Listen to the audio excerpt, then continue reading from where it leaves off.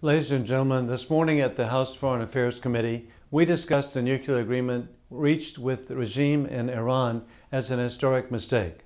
I appreciate the bipartisan efforts of Chairman Ed Royce and Ranking Member Eliot Engel. I am disappointed that the President has made dangerous concessions while negotiating with the murderous Iranian regime. This regime sponsors terrorists who attack American families and openly calls for the death of Americans and our allies, especially Israel. The concern over the agreement is bipartisan. Today, former Democratic Senator Joe Lieberman testified that this was a bad deal, citing a recent editorial in Tehran's government-controlled newspaper that predicted the U.S., quote, will one fine day cease to be visible on the map of the world, end of quote. Senator Lieberman also reminded us that, quote, this Iranian government has the blood of a lot of Americans on its hands, end of quote. Additionally, Foreign Policy Initiative board member William Kristol wrote, quote, it's obviously a very good deal for the Iranian regime. It is a very bad deal for America. So Congress should rise to the occasion. Congress should engage in full and comprehensive debate. Congress should then pass a resolution of disapproval.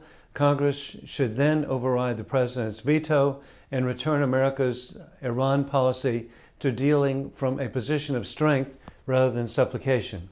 I agree. In an effort to achieve political gain, President Obama has ignored Congress and the American people. In the coming days, I hope the President is willing to listen to the American people. I'm very concerned that this agreement will not prevent the Iranian regime from developing a nuclear weapon now or in the future.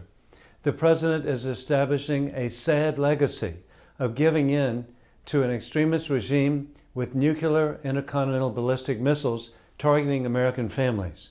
Iran is well known as a state sponsor of terrorism. We must have peace through strength, and this agreement has put America in a position of weakness to the regime and to the eyes of the world. Congress now has 60 days to review the nuclear agreement, and we can pass a resolution of approval or disapproval of the deal. I cannot support an agreement that threatens American families or our allies overseas, especially Israel. The President has threatened to veto any action by Congress to prevent this bad deal from going through.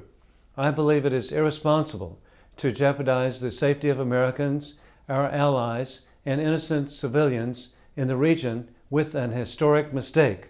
For more information about the nuclear deal and to keep up with Congress's debate on the agreement, please visit the website www.joewilson.house.gov to keep up with the latest. I'm grateful to serve you in Congress.